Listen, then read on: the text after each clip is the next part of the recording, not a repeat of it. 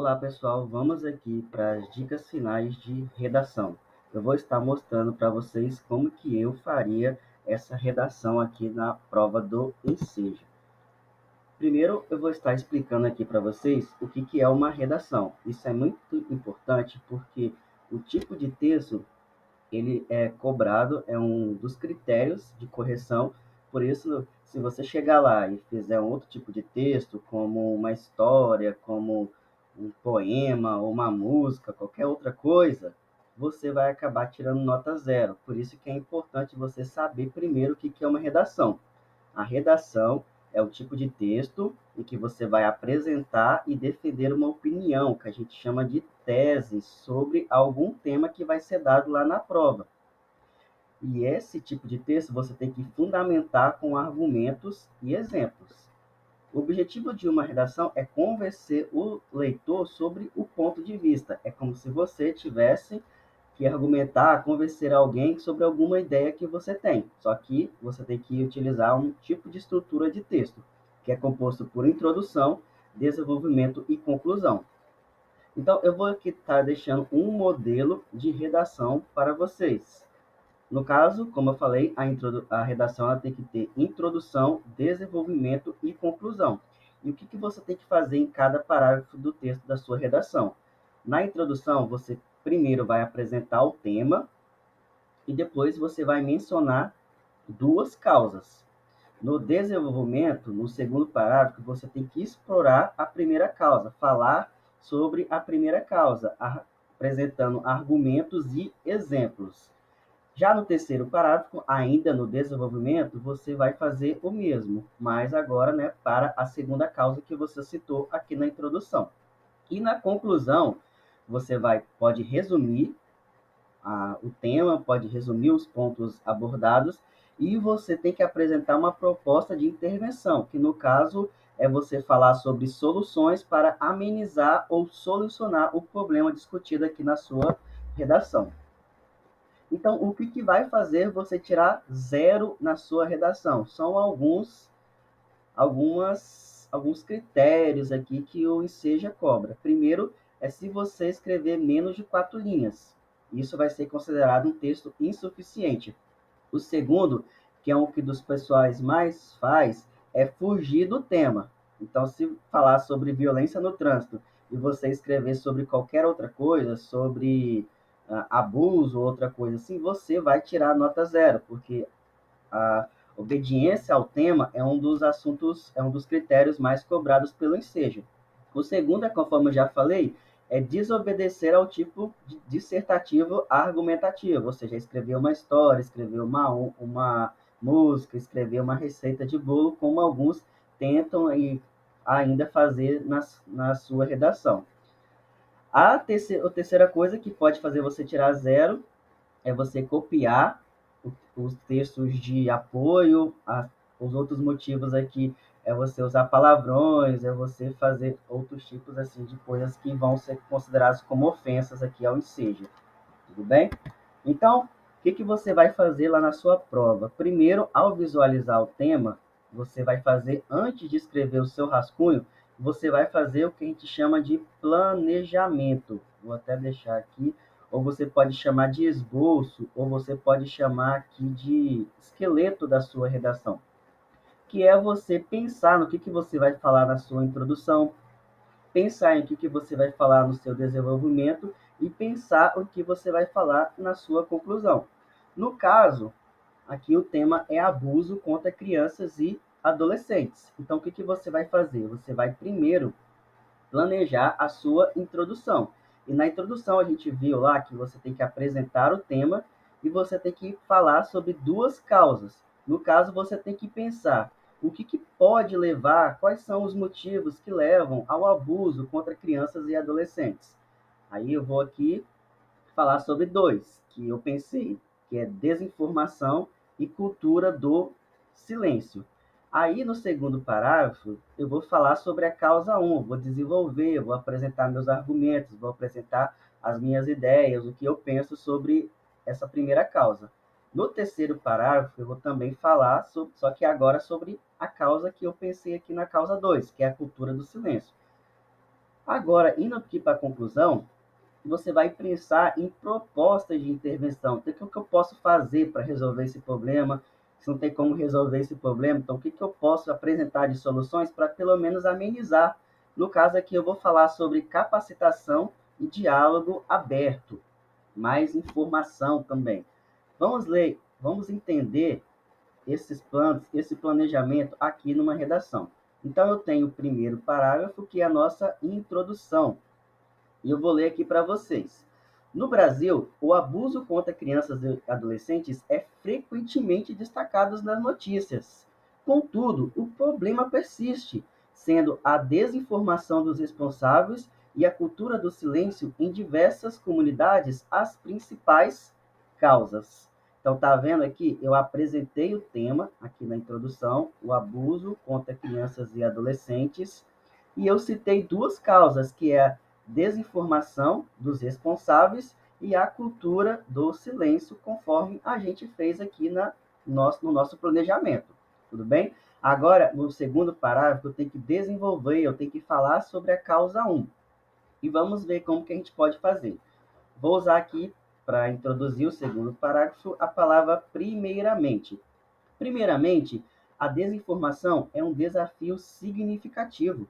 Muitos responsáveis desconhecem os sinais de abuso ou as medidas preventivas adequadas, tornando difícil a tarefa de educar e proteger as crianças. Então, tá vendo como que eu argumentei aqui sobre a causa 1, falando sobre a desinformação, falando que os pais desconhecem os sinais de abuso, os responsáveis ou as medidas preventivas adequadas. E agora eu vou desenvolver a causa 2, que é a cultura do silêncio. E para começar o terceiro parágrafo, eu vou utilizar aqui a palavra em segundo lugar, mas você pode utilizar além disso, ademais. Vou ler aqui para vocês o terceiro parágrafo. Em segundo lugar, a cultura do silêncio é outro obstáculo. Em muitas comunidades, as pessoas, mesmo estando cientes de situações diversas, escolhem não falar por medo, vergonha ou estigma. Esse silêncio muitas vezes favorece o abusador, já que a vítima não recebe o auxílio necessário. Tá vendo aqui? Eu desenvolvi o terceiro parágrafo apresentando aqui argumentos, desenvolvendo a ideia da cultura do silêncio. E agora nós vamos para o quarto parágrafo, que é a nossa conclusão, onde eu tenho que apresentar a proposta de intervenção, apresentar soluções para o problema. E para introduzir aqui o quarto parágrafo, você pode usar palavras como por isso, sendo assim, portanto. Então, vou ler aqui para vocês o nosso último parágrafo, que é a nossa conclusão. Por isso, é crucial capacitar os adultos sobre a proteção infantil e fomentar um diálogo aberto sobre a temática. Somente com mais informação e discussão poderemos assegurar um ambiente mais seguro para as crianças. Então, tá vendo? Eu falei sobre capacitação e diálogo, falei sobre a necessidade de mais informação. Isso que é apresentar aqui na conclusão propostas de intervenção. Deu para entender? Vamos aqui então para mais um exemplo, que também é um tema que já foi cobrado aqui no Enseja, que é falar sobre a organização do tempo e o acesso às redes sociais. Então, o que eu tenho que fazer aqui na minha introdução? Eu tenho que apresentar o tema e pensar em causas para esse problema. Por que as pessoas elas passam tanto tempo assim nas redes sociais? O que levam as pessoas a fazer isso? Aí eu vou pensar aqui em duas causas, que é falar sobre a constante busca por novidades e o desejo de se sentir conectado. São duas causas que levam as pessoas a passar muito tempo aqui nas redes sociais. Então, aqui no desenvolvimento, que é o segundo parágrafo, eu vou falar sobre a causa 1. Vou apresentar ideias, argumentos, eu vou desenvolver essa causa, que é as pessoas passarem bastante tempo nas redes sociais devido à constante busca por novidades.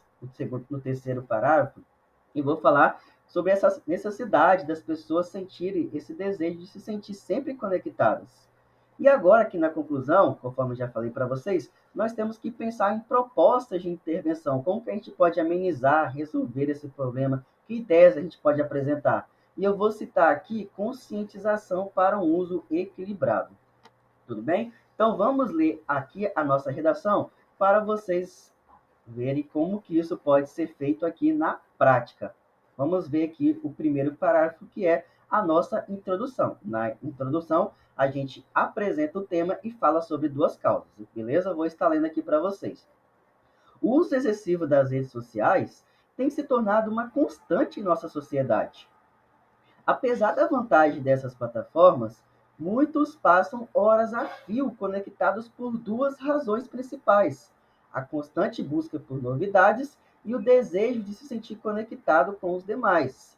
Beleza? Então aqui eu estou apresentando o meu tema, o uso excessivo das redes sociais, que eu usei outras palavras para falar aqui da organização do tempo, da excesso de tempo das pessoas nas redes sociais, e aqui eu apresentei duas causas para esse problema.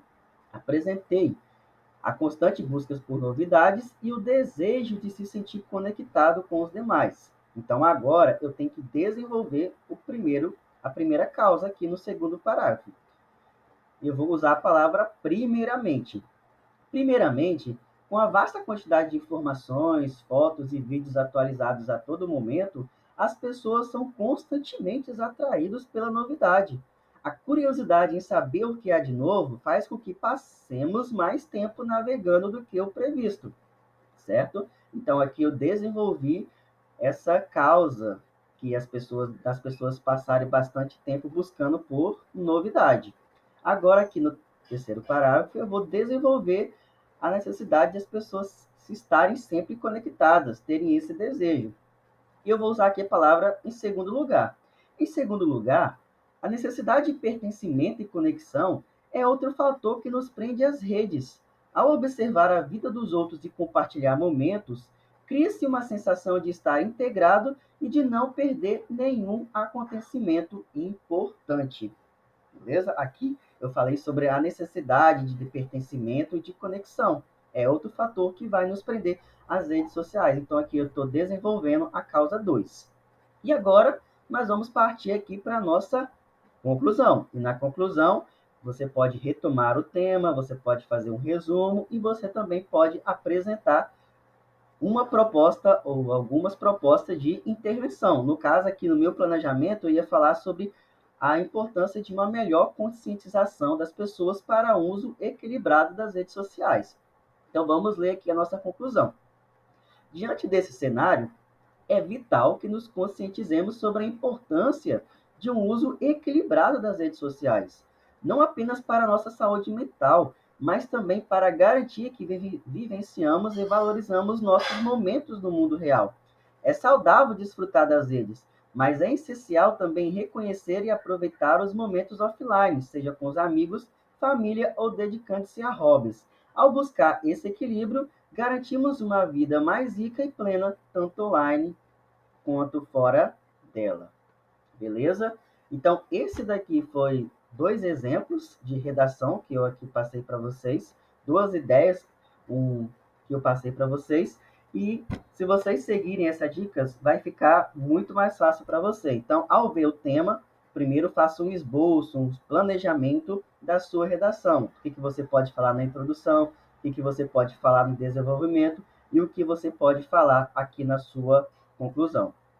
Depois, ao fazer isso, você vai fazer o seu rascunho, você vai fazer isso com mais segurança, e fazendo o seu rascunho, depois você vai passar ali para a folha oficial, e assim, pessoal, a garantia de você tirar uma boa nota é certa, tudo bem? Então, preste cuidado, preste bastante atenção para não cometer os erros que podem te levar a tirar uma nota zero, e assim você vai conseguir tirar uma boa nota na sua redação, ok?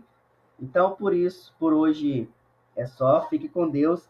Eu desejo para vocês uma boa prova amanhã e vai com confiança que vai dar tudo certo. Tchau, tchau. Até uma próxima.